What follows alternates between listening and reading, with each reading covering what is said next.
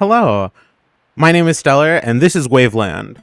WaveLand is a game that I haven't played in a marathon in a long time because I was burnt out on it for a long time. But the fire is back, and I'm going to give you as good of a run as I possibly can.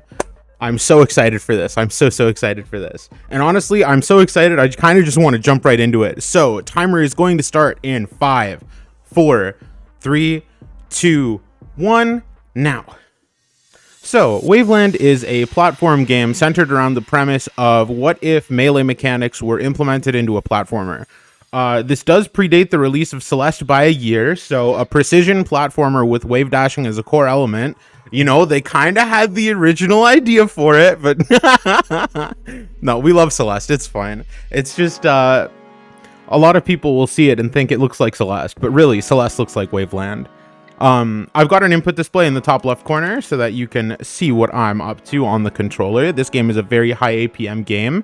Lots of jumping out of dashes, etc. And if you don't know melee mechanics, don't worry, it will still make intuitive sense. One of the biggest differences between this game and the others is ledge dashing as a core mechanic. There are particles that will come out of the character on a ledge dash. As you just saw, there were white ones there. The two types of ledge dashes you can get are white dashes and black dashes based on what color of particles you get. Black dashes do give a little bit more speed, which is why we try to get them as much as possible. But of course, the timing window is a bit tighter. We're just going through the tutorial here, following along with our little friend. They're able to stand on invisible floor that we are not.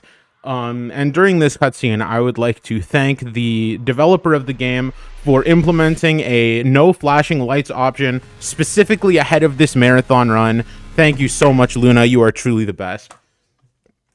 Okay, so getting into World 1, there is going to be a lot of ledge dashing, and we are going to get into things fairly quickly here. A lot of the early game before you unlock additional abilities is just trying to have as many good ledge dashes as possible and maintaining airspeed from there. There are extra techniques you can get, but for the grand majority of the game, the highest speed we'll be able to obtain is jumping out of a black dash.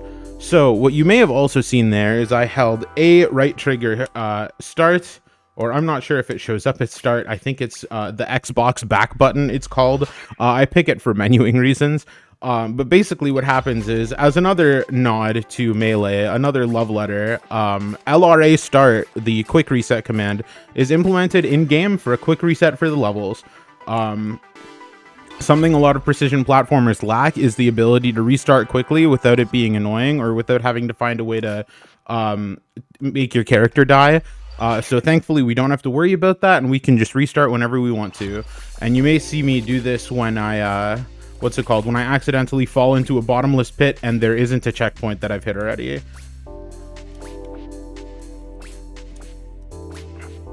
Alright, these empty diamonds you see at the end of this level are called dash refreshers. What they do is they give you a second dash in midair. For now, this is the only way that you can get another dash after leaving the ground. They're also able to maintain your current momentum, so there will be a couple points where you'll see me try to get a black dash into the dash refreshers, like so.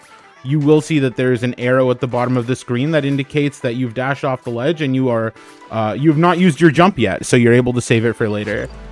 You may also have noticed that when I was dashing through those saws, I was not actually taking any damage. That's because during the middle of a dash, you are intangible, and thus you are... Oh, come on now. You're intangible, and thus you are invincible. This doesn't come up extremely often, but when it does, you'll see it, especially in World 2. This is the first orb level. Every 6th level of the world is an orb level where you have to go around and collect them all. They're pretty straightforward, I think. This one is just an introductory one. This is also the last level that I ever had IL world record in, but you wouldn't know it looking at my gameplay. And now we are coming up pretty close to the first nightmare. I know it's a lot of information front loaded, but it'll make more sense as we go along. So just while I'm on my way to the first nightmare, I want to make it very clear that I'm going to be moving extremely strangely in that level, just because it's full of invisible spikes. The point of those levels is that you're supposed to eventually find out the correct route, and every time you die, it puts a little circle of light around where you died, so you can see all the invisible spikes you died to. But yeah, so if you see me moving around weirdly in the first nightmare, that's going to be why. Whew. So how's everyone doing? It's a fun time so far. Dang. Well, that's good to hear. It looks really fun. This game is extremely fun. I was burnt out on it for so long because I over-practiced for my GDQ run, which was 7 years ago. It took me 7 years to get unburnt out of this game, and I didn't even know I was unburnt out when it was theorized for me to do this run for this event. But I started practicing, and it all started to fall into place again. Also, as you may have noticed, hey, you really do. It's wonderful to get unburnt out on something. You always hear about burnout, but never the recovery. Right? But yeah, so as you may have seen, I'm now able to get more dashes after touching the floor. This is the only way to do it. It is a wall jump. Oh, almost didn't make that. But yes, so now that we can wall jump, we have much more abilities open to us, much more possibilities for the world. And World 2 is going to take full advantage of all of these wall jumps. Oh, I really wanted a black dash there, but it's fine. Ooh. Yeah, when you miss a ledge dash, sometimes you just kind of start careening to your death. Eventually, we will get a tool to mitigate that. During the second nightmare, we'll get it. But for now, you really have to go based on your own skill only. There's nothing to save you. It's kind of like playing Mario Galaxy without the spin jump to save you when you make a minor Oh, I fell through the platform. Oh no. Oh no. Okay, so speaking of having nothing to save you. Yeah, there was a running joke for a long time that fall through platforms are the one fear that any WaveLand runner has, because you can just slip through them as if there wasn't anything there. As a consequence of this, where there was a fall through platform in one of the World 4 levels for a long time, that people just didn't even know that it didn't have collision because they thought they were just messing it up. Okay. I'm gonna have to be a little careful. Unlucky. I got my dash timing off. It's fine. Okay. I'm gonna take a deep breath here so that I can actually finish 2-3. Okay. The rest of these levels are pretty hard, but there's not too much more to explain aside from taking 3 points of damage is a death, and I'm going to be doing a damage boost in 2-5. So for the rest of World 2, if there are any messages that you'd like to read, please go ahead. Yeah. Just wanted to tell everyone a little bit more about the charity that we're raising money for, GATE, the Global Action for Trans Equality. They are a global trans-led advocacy organization dedicated to advancing gender equality for all. Their mission is working towards justice and equality for trans, gender diverse, and intersex communities. And they take pride in being an international organization that is led by trans, gender diverse, and intersex staff and board members from all regions of the world. So it's truly a great cause to give towards. I do really love this charity. It was something that, like, we actually, for those that don't know, FPE actually went to them to pitch the idea of us fundraising for them, because we were looking for charities that aligned with our own personal goals, and we saw them, and the rest is history. Yeah, so whenever you really see someone fundraising cause. for GATE, it's a fantastic cause. Whenever you see someone fundraising for GATE on Tiltify, think about us, huh? Yeah. All right, so there's going to be another nightmare coming up right here. And this is, again, one with a lot of invisible spikes. I'm going to be going for a skip. I've been getting it in practice, but now that I say that, I'm going to miss it on stage. We'll see how it goes.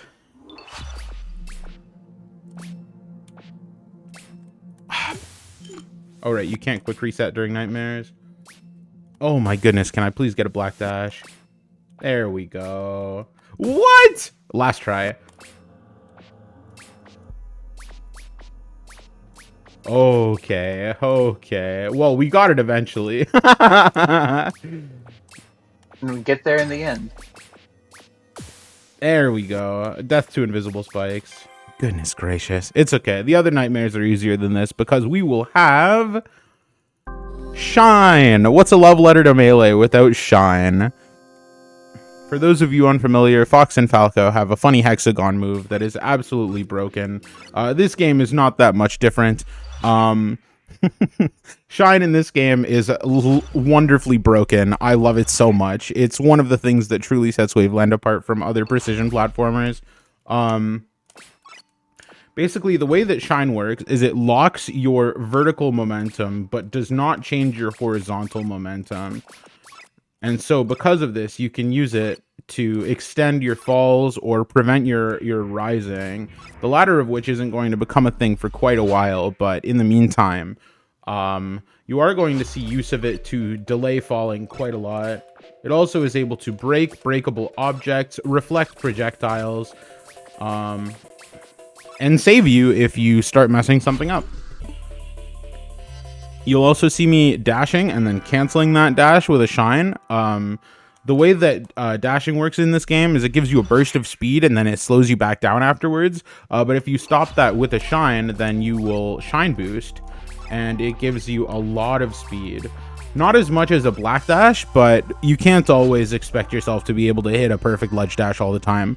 So it's a more feasible way in more applicable scenarios, but it's still not quite as fast, which I love, because that depth of which movement option is the fastest and how hard is it to squeeze the most amount of speed out of something is really cool, especially when it doesn't come at the concept of, or it doesn't come at the cost of going fast in general. It's how can I go faster, not why can I not go fast.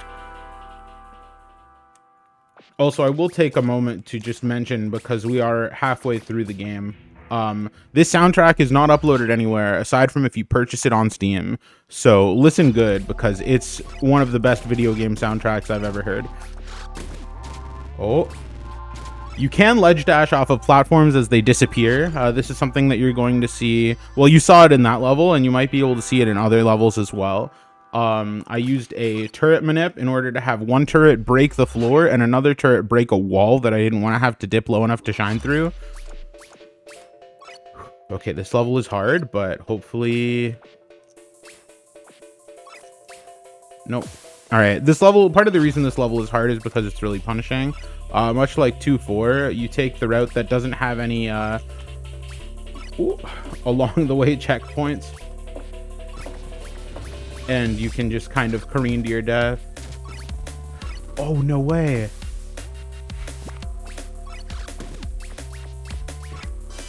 Huh? Those are breakable blocks, and that's not normally the way that you break the blocks to get to the shard faster, but it is a way you can do it. I invented that just now. I never thought to do that before in my life.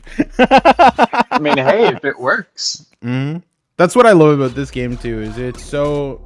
Damn, it's so freeform. I was trying to do a turret minute because you can get the turret to break that wall for you and not have to go and shine a bomb block. Nice, I got the early one.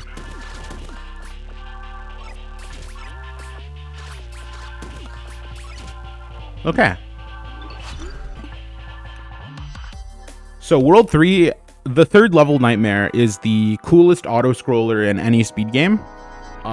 It's maybe not true, but to me it's true, and that's what matters. Got the lucky triangle. So the thing about the World 3 auto-scroller is that it's short and that there's stuff that you need to make sure that you have done before the auto-scroller ends. So there is going to be, playing off of the light prevents the pain theme that the Nightmares have, there is a guy that will chase you. He'll chase you unless there's light preventing him from moving. Which is important because you need to make sure that you get to the end of the Nightmare before the key gets there. Or at least so that you can get there when the key gets there. which I was able to do. And unfortunately, he got consumed by the light in the end. But truly, what can you do? There is a way that you can save him, and that's the shorter speed game category. That's the category that's only that's the category that's the first 3 worlds of the game. We decided that saving him is the win condition for that speed run, and that's a really fun one too. Nice and short too, at only 15 minutes. But now we nice are and manageable. getting. Yeah, absolutely. I mean, 30 minutes is already not a high bar in terms of how much time investment for a run you need. Now, this level skip was invented by someone named Swisha, who did not think that the time that you could get on this level was possible by the person who had world record at the time. So they were like, surely there's got to be a skip. And eventually she found a skip and did it and got world record. And it was a skip no one else had done before. So I always think that's really funny. I did love that level pre-skip, but it's still fun post-skip. Also, due to some hitbox shenanigans, if I shine on top of ice and then dash directly to the right, it is the only thing faster than a black dash in the game. It's extremely location specific because you need to be on a long enough string of ice that the extra speed is more than the extra speed is more than the amount of time it takes to set it up. So, for example, this little patch of ice is not worth it because it's not nearly long enough. Nice, I got the ledge dash, but this one is. And so, yeah, that's another thing about the game, is you just have to know, even if something can be faster, it's important to know if it is faster. This game is so much fun.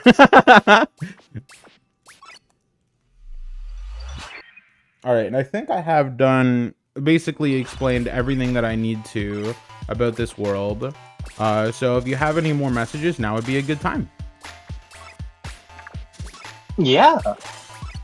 Just wanted to let everyone know that when you donate, you can, in fact, attach your donation to various incentives. Right now, what we have open is for Like a Dragon Pirate Yakuza in Hawaii. You can pick the Goromi costume, and there's also a poll to choose the language for that run. And the choices are English, Japanese, Chinese. Right now, Japanese is in the lead. Freaking weebs. I say as a huge weeb. We also have a $24 donation from a tea tree who says, "Hi Stellar, did you know you're very good at video games and also a good friend and a wonderful person?" That's it. That's the donation comment. Less What than the 3. heck?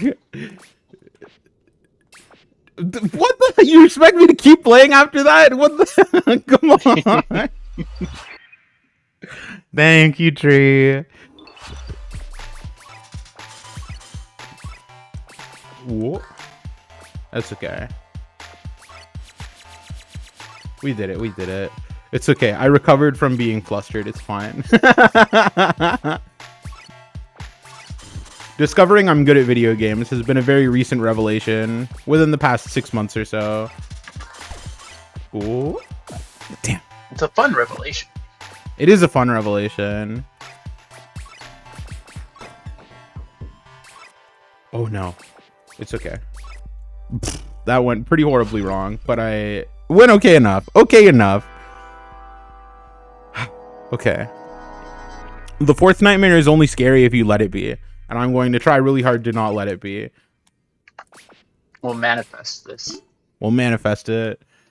This is a nightmare that we do have a skip for most of it. The cool thing about the dev of this game is that if you find a skip, she'll be like, "Oh, that's awesome," and then not patch it out. So we just skipped a bunch of invisible spike platforming that I didn't want to deal with just by hitting a ledge dash off of there instead of going all the way up here and doing all that stuff.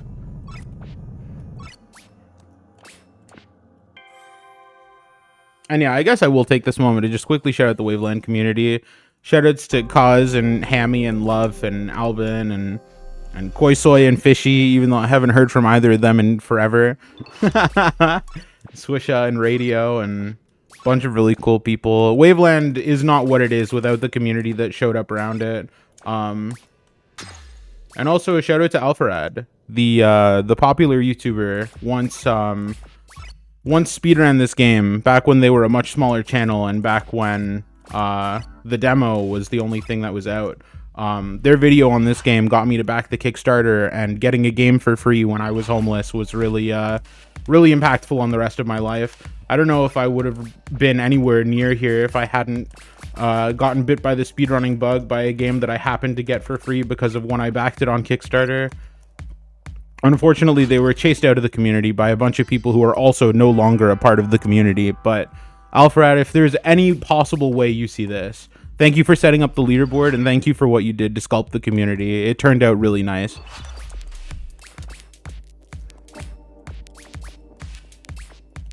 So World 5 is the first non-boilerplate level in terms of general level themes. Meadow, jungle, volcano, and ice world are pretty standard, but I don't know how many levels have a temple of techno. You do only get two, You do only get two abilities throughout the run, aside from your base moveset. You just get wall jump and shine. A lot of people might find that to be a little bit simplistic in terms of like, oh, what's the progression of the game if you only get two abilities and they're so early on? And World 5 is really the world that teaches you that the progression of the game that you unlock as you go is your own skill level. And World 5 is the greatest world to make sure that you have hit that progression, because, oh my goodness, this world can feel like a huge difficulty spike if you're not ready for it. But it feels so good when you are. Nice. Alright. So that's the second to last orb level. You'll notice that we basically do none of the worlds in actual number order, except World 2, and you will see World 6. And I think that was done on purpose, that the dev put the number levels like kind of just wherever she wanted. Because it is a really cool and important part of the speedrun history of this game, is just routing the worlds. World 3 and World 4 have had the most routing changes, and I think World 5 had some theorized that never ended up panning out to be faster. But some people who run this game will actually have different splits for entering each level as opposed to just doing them, and treat the hub world as its own mini IL, which is actually like surprisingly relevant because the hub world movement can be really something. Boom. All right, the fifth nightmare is the most skipped nightmare in the whole game. Initially we did all of the movement for it. Eventually we found a wall jump strategy that you could use to just wall jump and then dash up and then not have to do any of the very difficult spike movement. But now we just kind of ledge dash under the entire door. And the dev was like, yeah, that's cool, and left it in. Oh, am I dead? No, I'm okay. I've never done bottom route for this before. Okay, that's fine. Perfect. All right, so the only nightmare left is the final boss. And you might be wondering, what are you collecting all of these gems for? Only the first two actually gave you abilities. And you're going to see right now, we're going back to the first world, and we are going to take a teleporter up to the final world. And you need all 5 gems to power the teleporter.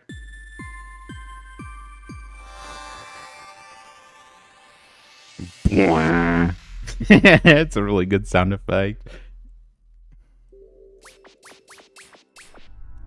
So this is the really absolute hardest world in this game. This world is so hard. Oh, I was so close to hitting it. Oh, I was trying to hit a wall jump strat. We call it Oklahoma skip because that platform is shaped like Oklahoma. You have to wall jump off of the panhandle in order to skip the platforming on the other side of the or I guess around that part of the stage geometry. It's not a huge time save because nothing in this game is really a huge time save or a huge time loss any more than your movement. Skips are really secondary. But if you can get that and have good movement, then it's just truly the icing on the cake. Wow, that was so close. It was literally like a baby's breath away. Unbelievable. 6-2 is the only level in World 6 that's not like guaranteed to hurt you.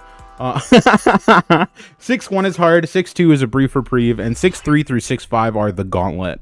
I remember distinctly there was a period fairly early on in the game's life where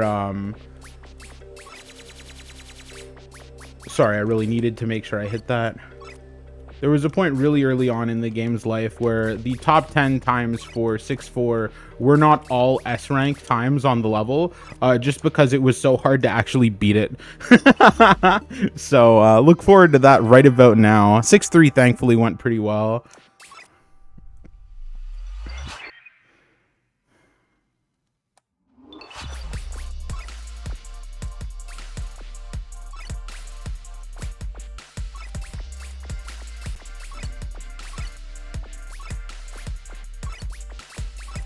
Okay, almost. Oh yeah, you can't ask for it to go any better than that. Let's go.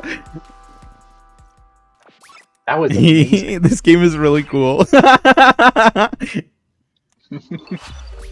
Now 6-5 is actually harder than 6-4, but it's less janky. So if you lose, it feels more like your fault.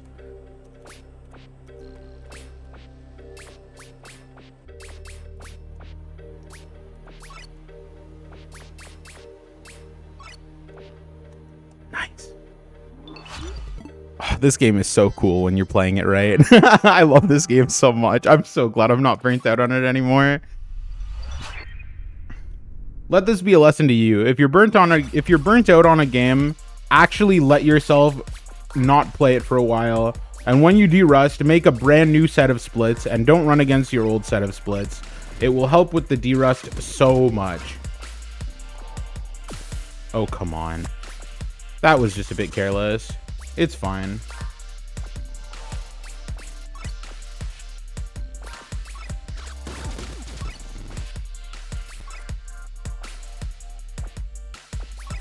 Okay. And yeah, this level is really cool. It's literally just, what if you took a quick trip down memory lane? Do you remember all of these worlds that you've gotten everything from? There's a lot of heart in this game, and you can really feel it as you're playing it.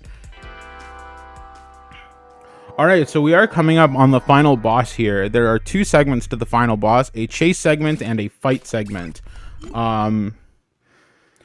The chase segment, originally, the first time I beat it, it took me like an entire day to beat it because of how hard it was, and also because I didn't know shine boosting was in the game. It did actually end up getting nerfed, but if there's any last place where taking 3 hits of damage would matter, it's this. Oh, damn.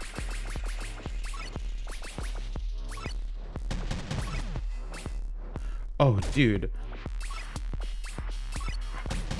Okay, I think he should be still very far away from me. Yeah, we're fine. Alright, and of course, it wouldn't be a level editor melee without the final boss being on Battlefield. So...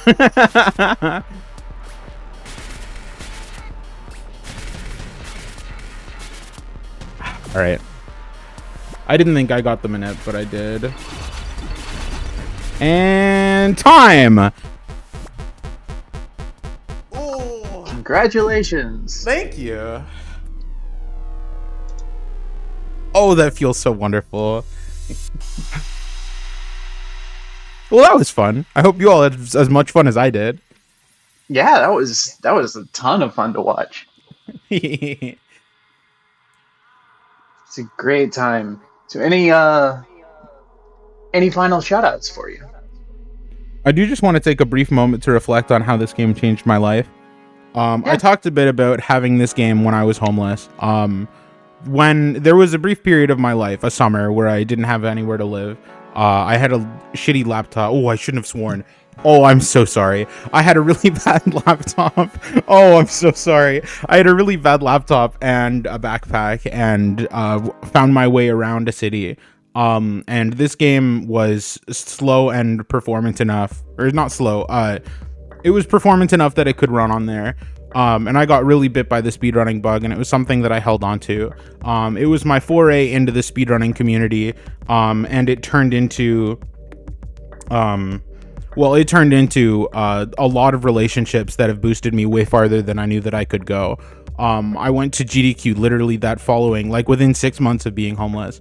And then the community that I joined afterwards, the Sonic Adventure 2 community, I ended up meeting the woman that's going to become my wife.